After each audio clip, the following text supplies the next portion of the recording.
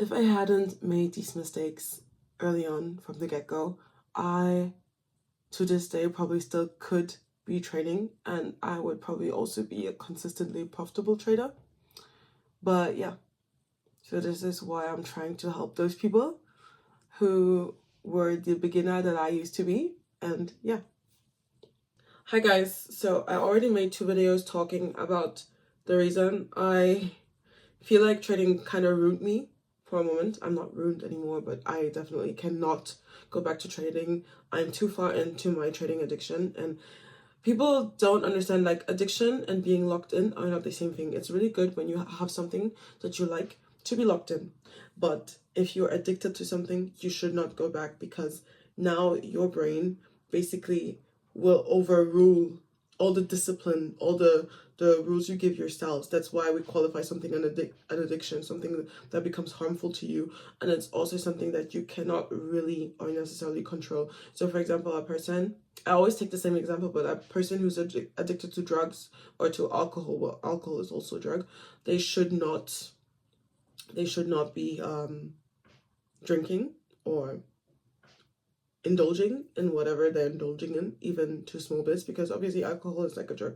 that a lot of people use. It's soft, but a person who can control themselves will probably not learn to control it, and they actually shouldn't, because it's harmful to them. There are many other things that you can do, but let's not talk about that too much. Let's go into the 5 tips, the 5 things I want to give to you, because a lot of people, a lot of beginners have commented that they're starting out in a trading journey, and that they are already noticing some things that I pointed out in my videos, in my 2 other videos relating to trading, to my trading addiction, and that's why I really wanted to help you guys out.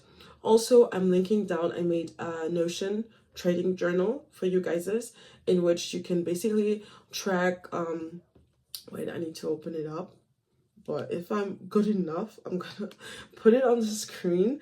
So you will have the trade date, the account balance before the trade, the emotions before, the time of execution, the asset, the position type, lot size, entry price, exit price, risk level, or the amount you risk. You can define it as you want. Account balance after the trade, emotions after the trade, and a checkbox to see if you stuck to your strategy. And at the end, obviously, what did I learn? Okay, and this is for the beginners who might be have trading turn into an addiction, and they're not able to actually to admit it to themselves, like I did for a lot of years. And it's also for those who are in the beginning and it's not yet an addiction, and you really wanna, like, take out the fire, like, or get rid of the smoke before. Okay, where there's smoke, there's fire. Take out the fire before it becomes bigger, okay? As long as you can manage it. So the template, I will link it down below. You can just use it as you want, and I hope it's valuable enough for a lot of you. So I have jotted down some notes, so this video, as always, will not be the typical YouTuber video. That's perfect, but let's just get straight in. So I jotted down 5 points that I think are really important and that might be extremely helpful to you guys. Number 1, it would be trading is a business, and you should treat it as such. And we hear it in a lot of videos, a lot of traders are saying it, but there's a difference between hearing it and really applying it, right? So I think that when you understand that there's a reason, like, that's so important. You have a reason for why you even started trading. And therefore, you should also be focused on treating it as something long-term, and a business is something long-term. Treat it like your 9 to 5, your typical 9 to 5. You have specific times in which you're working. So I'm not saying you should trade 9 to 5, okay? Like, there's the Asia, London, New York, the Tokyo session, which I already said, but you know what I mean. Also the Australian session, but come on. So you should determine for yourself which session is yours to trade depending on your asset, and also how much time in the session you're trading. You shouldn't trade the whole session, like 1-2 hours. I think it depends on your strategy. It depends if you're a scalper, if you're a day trader, like, you know what I mean. But have set times, fixed trading times. Obviously, you have to have a grasp on the high risk events that are happening. So going on Forex Factory, for example, they also, when you go down below on the website, they have different same types of websites where it's about commodities and energy and everything, depending if you trade oil, for example, you know.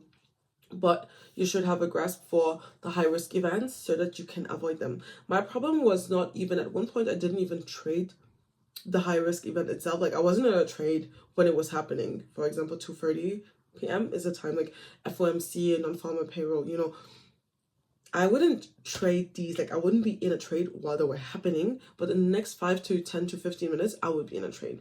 And yes, sometimes I make money, but it wasn't a good idea. So the best thing for you is to, for example, go out for a walk. And if you have the apps to trade on your phone, then either you delete it if you can do it on your laptop and on your iPad. So don't have it on your phone if you don't want to walk out without your phone, or you leave your phone at home and just do something else. Go see a neighbor, go see your family. Just have no access to it. That would have been the best thing for me to do. And another point is, because trading is your business, you need to safeguard your money. You have to act like, you know, in a business, when you work for someone, obviously you don't have employees when you're trading most of the time, but act like you have some. Act like you have employees who have families that they're feeding, that they're taking care of, that they're building shelter for, you know. So you don't want to risk all the money that you actually need to safeguard that business so that the business keeps rolling, like keeps functioning, because you want to safeguard your employees. You want to have a place that can still work out tomorrow.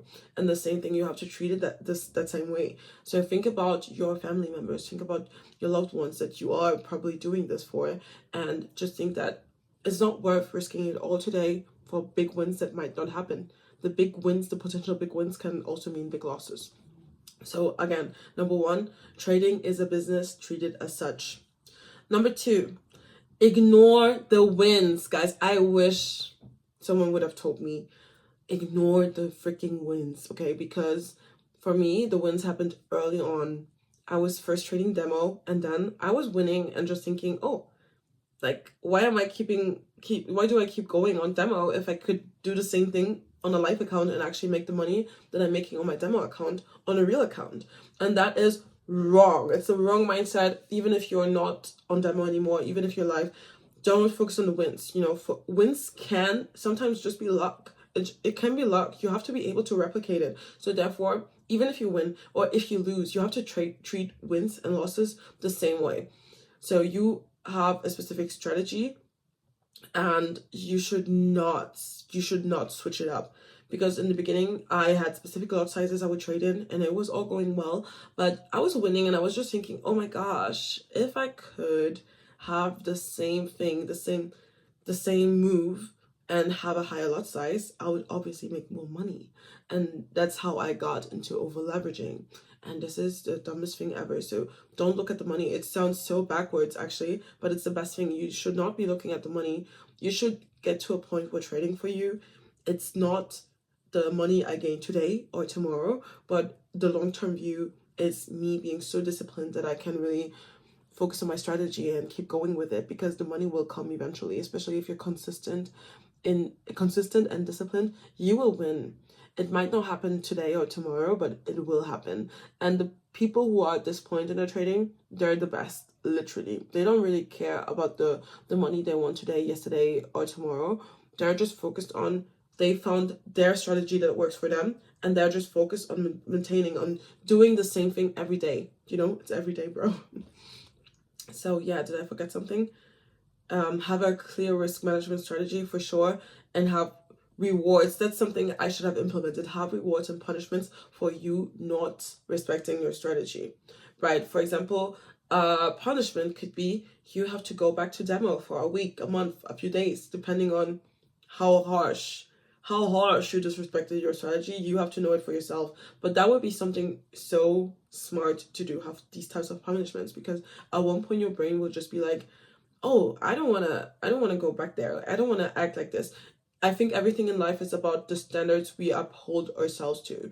And it's the lowest standards. We will always uphold ourselves to the lowest standards we set for ourselves. So if one of your standards is, I am trading with a 0.02 lot and I don't go over it, no matter how much money I made yesterday, I will still be trading with that lot size. And it's only when I get to this point I will use that lot size, but it has to be logical. So obviously be clear on how many percents you want to risk per trade, because I was aware of it and I would do it for 2 trades maybe, but then I would go berserk. Therefore, having rewards like, oh, there's something like, having like a cheat day, but not in the trading itself, but like with food, for example. You're like, oh, okay, I'm allowing myself to go to a nice restaurant, I'm allowing myself to do this activity that I was waiting on, and I'm allowing myself to do this specific thing because I respected my strategy. At one point it will just become automatic. I think after 21 days or maybe more, depending on the person, your brain just rewires to it, and you being consistent will become more important than the potential money or the potential losses. Number 3, pay attention. I have the notes here, so I'm just relaying what I prepped in my brain on paper, pay attention to the time you're spending on the charts. That is so important. Oh my days.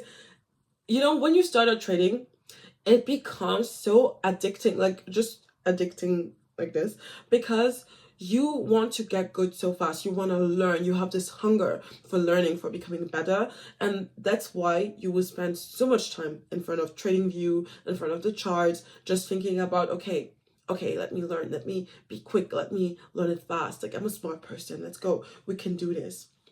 But that's actually the wrong thing, because you're already pruning yourself to become someone who will spend the whole day in front of the charts, which is so bad, because FOMO is real. Fear of missing out is a real thing that I had to deal with for a long time.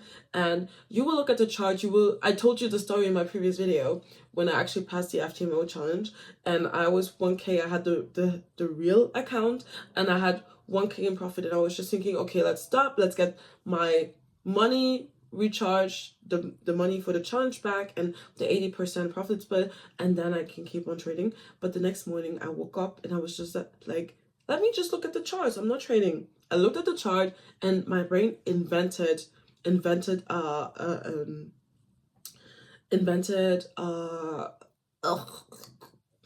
opportunity. Yeah, created an opportunity that wasn't actually there. And I entered a trade that I normally in my right mind wouldn't have entered, because it didn't actually align with my strategy. So yeah, FOMO can become lethal. And the 4th point, let's go to the 4th point. Don't forget your hobbies and quality time with loved ones. This is so important, guys, because relating to the previous point, all this time I spent on the charts actually took me away from spending time with my loved ones, with my niece, my nephew, with my brothers. And even when I was with my family, I wasn't really there. I was still checking my phone. I remember I had a good friend of mine who came for the holidays, like from Switzerland, and instead of spending time with her, like I was with her, but instead of paying attention and being in the moment, I was constantly checking my phone. Like I kind of acted like I was in the moment with them, but I would always be checking my phone. And at one point I was like, what are you doing? So don't forget to find yourself hobbies. Trading, as I said, it is a business, and your business is not your whole life. It shouldn't be.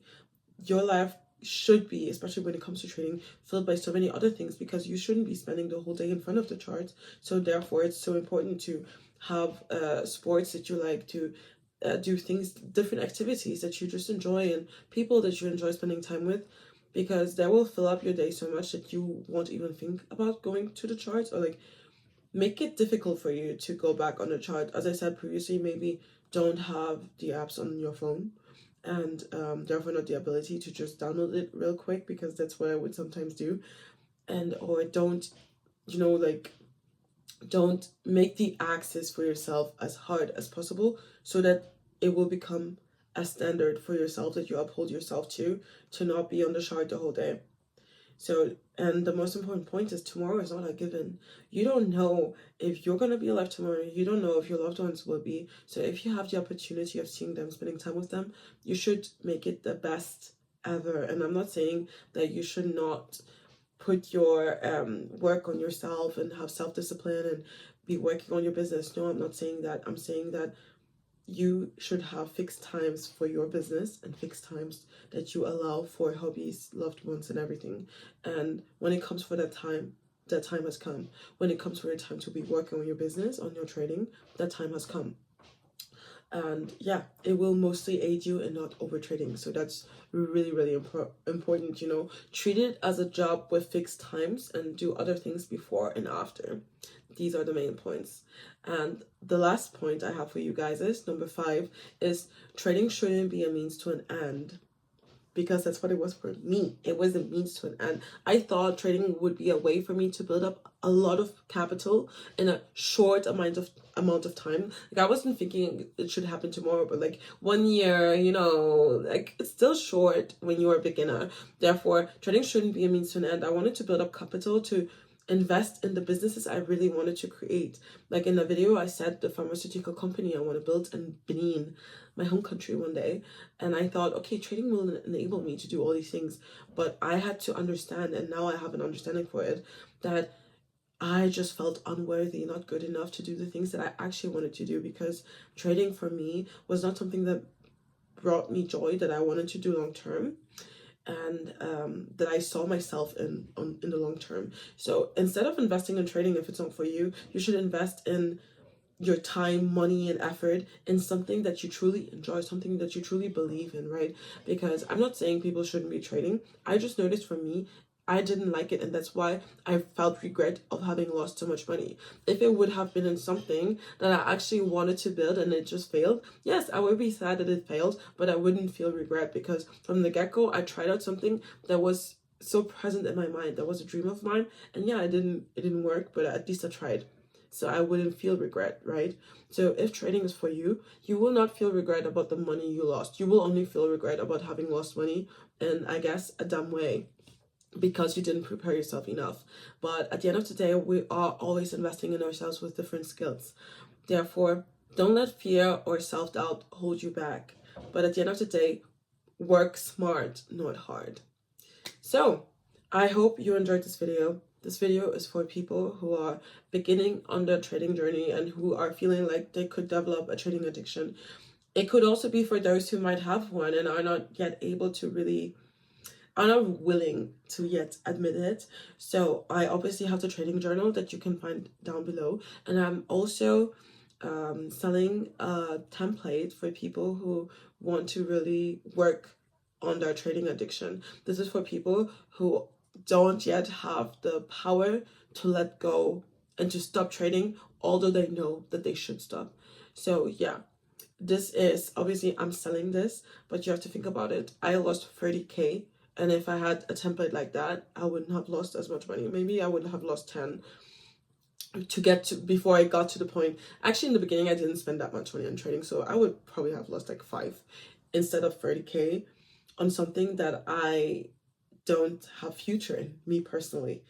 But yeah, so this is not for everyone. It's for those people who do have this inkling in their heart, I should be doing something else, but I'm scared of doing it.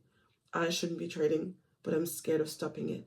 And just a main message for everyone, because I saw it commented a lot. If you've lost, no matter how much you lost in trading, you don't have to get it back through trading. Because a lot of people keep on trading because they think, I lost so much money, I lost friends, family. I saw a comment like this, and I can't go back. Yes, you can. Yes, you can. Because I thought the same way, and then I stopped, and God gave me so many other opportunities of getting the money I lost back. And sometimes it's not about getting the money back, it's about getting your life back, getting yourself back, and being able to rebuild. So yeah, I hope you enjoyed this video. I hope it was helpful. I hope the tips were helpful. I'm excited for your comments, for those who watched the video till the end. And yeah, bisous, à bientôt.